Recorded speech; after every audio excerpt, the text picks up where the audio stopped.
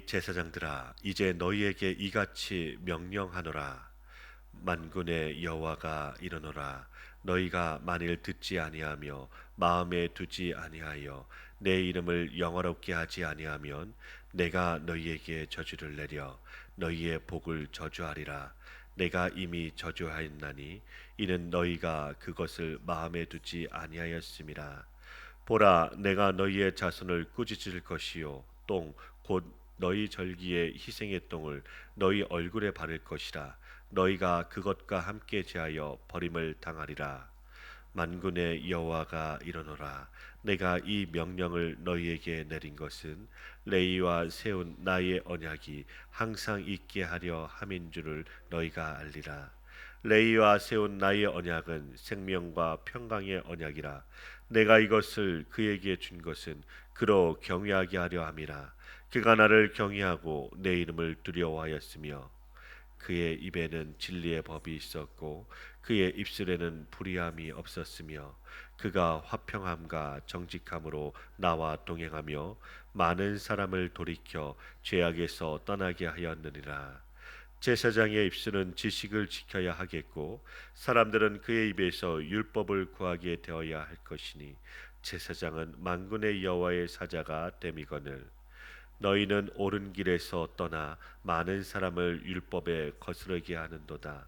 나 만군의 여호와가 이르노니 너희가 레위의 언약을 깨뜨렸느니라.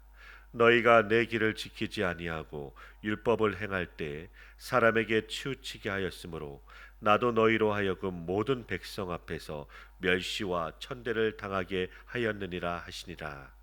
우리는 한 아버지를 가지지 아니하였느냐? 한 하나님께서 지으신 바가 아니냐? 어찌하여 우리 각 사람이 자기 형제에게 거짓을 행하여 우리 조상들의 언약을 욕되게 하였느냐?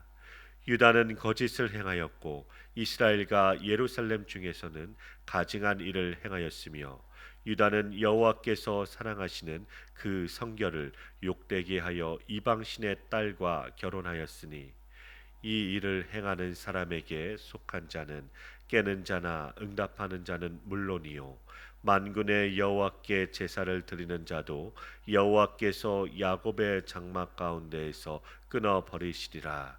너희가 이런 일도 행하나니 곧 눈물과 울음과 탄식으로 여호와의 제단을 가리게 하는도다. 그러므로 여호와께서 다시는 너희의 봉헌물을 돌아보지도 아니하시며 그것을 너희 손에서 기꺼이 받지도 아니하시거늘. 너희는 이르기를 어찌 됨이니까 하는도다. 이는 너와 네가 어려서 맞이한 아내 사이에 여호와께서 증인이 되시기 때문이라. 그는 내 짝이요 너와 서약한 아내로되 네가 그에게 거짓을 행하였도다. 그에게는 영이 충만하였으나 오직 하나를 만들지 아니하였느냐?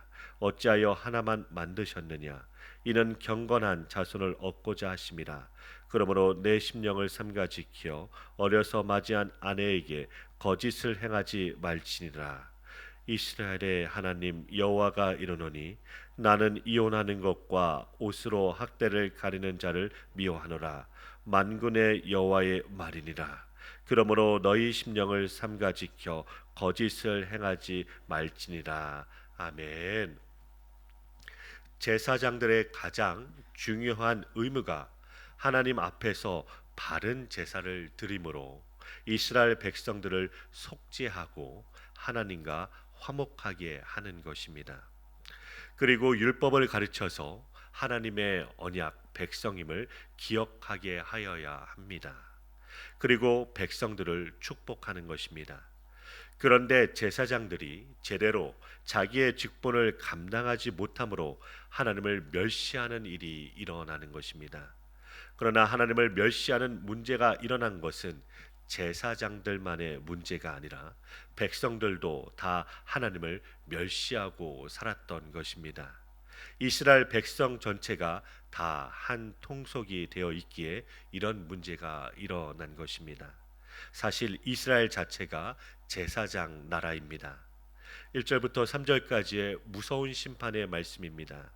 이미 하나님께서 저주하신 이유는 너희가 하나님의 말씀을 마음에 두지 않았다고 합니다. 3절 말씀을 보시면 절기 희생의 똥을 너희의 얼굴에 발라서 함께 제하여 버리겠다고 하십니다. 제물을 바치기 위하여 짐승을 잡으면 짐승들이 죽지 않으려고 힘을 씁니다. 그 순간 똥이 나오게 됩니다. 그런 똥들과 짐승을 잡을 때 버리는 것들과 함께 제사장마저 치워 버리겠다는 것입니다. 모두가 버려져도 사실은 마땅한 자들입니다. 오늘 우리도 마찬가지입니다. 우리의 행위대로 주님께서 갚으신다면 우리도 재물의 똥과 함께 버려져야 할 자들입니다. 예수님께서 우리를 위하여 목숨을 버리셨습니다. 그러므로 우리도 형제를 위하여 목숨을 버리는 것이 마땅하다고 요한서신 말씀에서도 말씀하십니다. 4절 말씀입니다. 이 명령을 내린 것은 레위와 세운 나의 언약을 항상 있게 하려 함인 줄 너희가 알 것이라고 하십니다. 레위와 세운 언약을 레위 지파는 어겼지만 그 언약을 맺으신 하나님께서는 자기 언약을 취소할 수가 없으신 것입니다. 그래서 그 언약을 항상 있게 하시기 위하여 이런 명령을 하셨다는 것입니다. 여기에 소망이 있습니다. 사람들의 행위에 소망이 있는 것이 아니라 하나님의 자기 언약을 이루시는 그 신실하심에 소망이 있다는 것입니다. 그러면 레위와 세운 하나님의 언약이 무엇입니까? 5절부터 6절 말씀입니다. 생명과 평강의 언약입니다. 성경 원문에는 정관사가 있습니다. 그래서 그 생명과 그 평강입니다. 유일한 생명과 평강이라는 것입니다.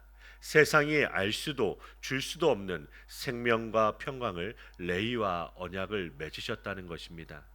이런 언약을 주신 것은 여호와를 경외하고 여호와의 이름을 두려워하며 그 입에는 진리의 법이 있었고 그 입술에는 불의함이 없었으며 그가 화평과 정직함으로 중에서 나와 동행하며 많은 사람을 돌이켜 죄악에서 떠나게 하였다고 합니다. 지금 말라기 시대는 거룩한 제사장의 모습이 사라지고 없습니다.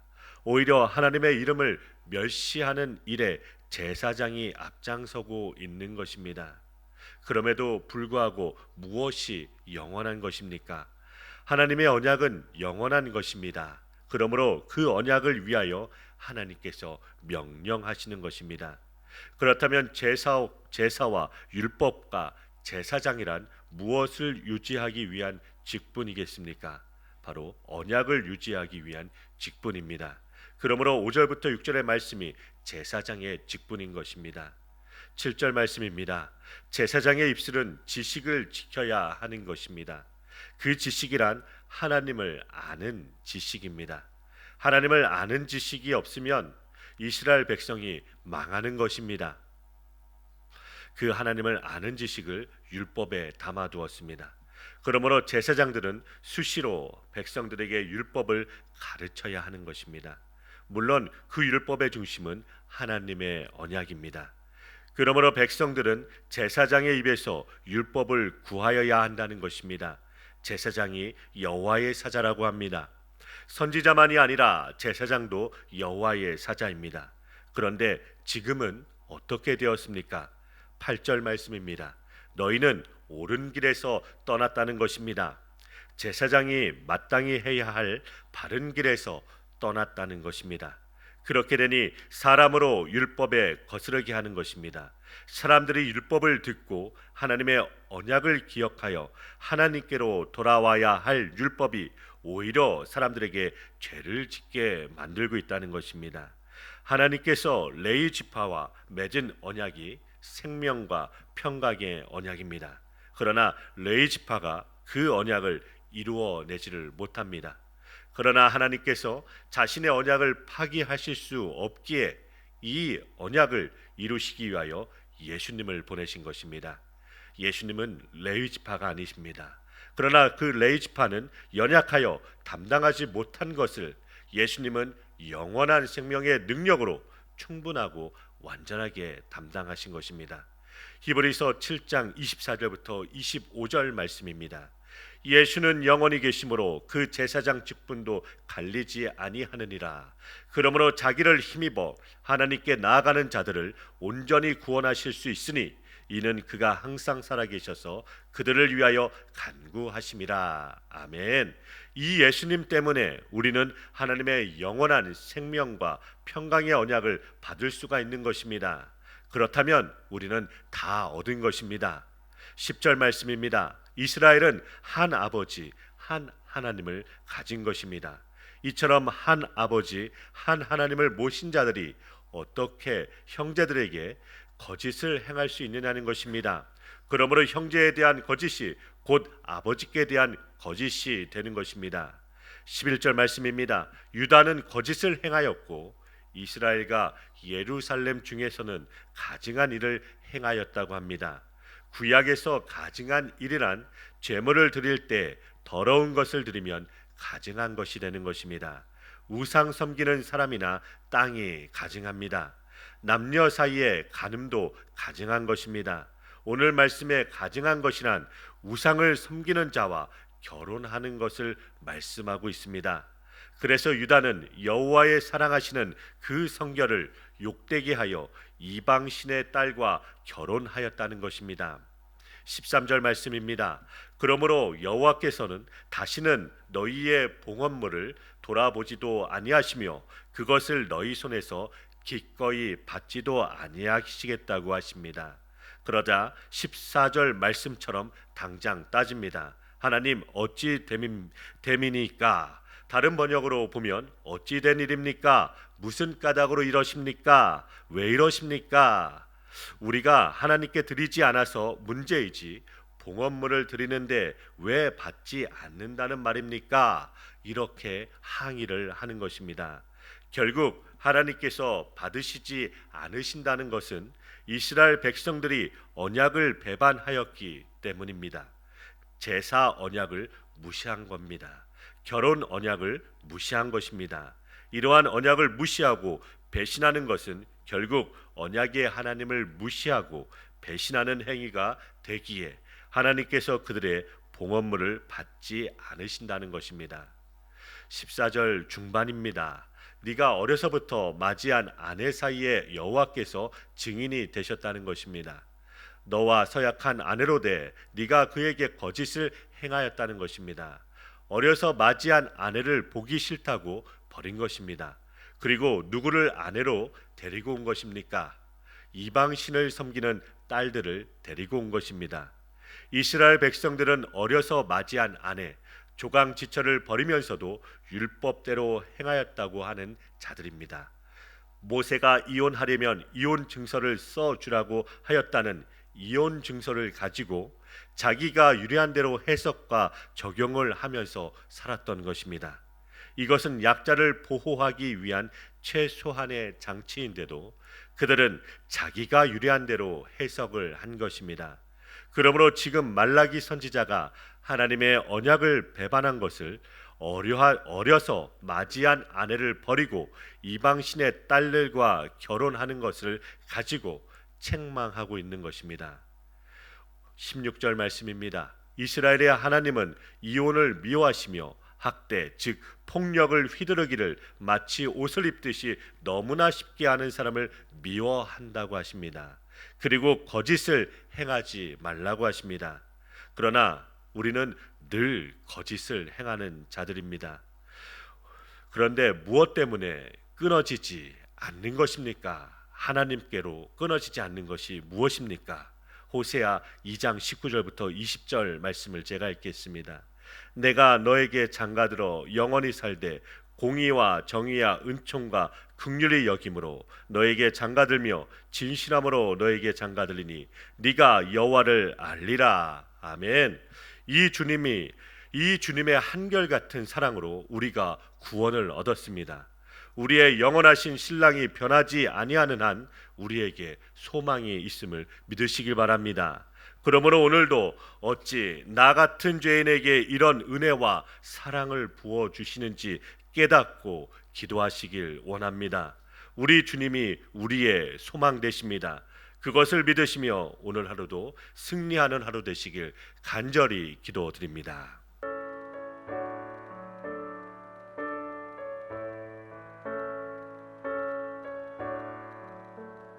내 모든 시험 무거운 짐을 주 예수 앞에 아뢰이며 근심에 쌓인 날 돌아보사 내 근심 모두 맡으시네. 내 모든 괴로움 닥치는 환란 주 예수 앞에 아뢰이며 주께서 친히 날 구해주사 넓으신 사랑 베푸시네. 무거운 짐을 나 홀로 지고 견디다 못해 쓰러질 때 불쌍히 여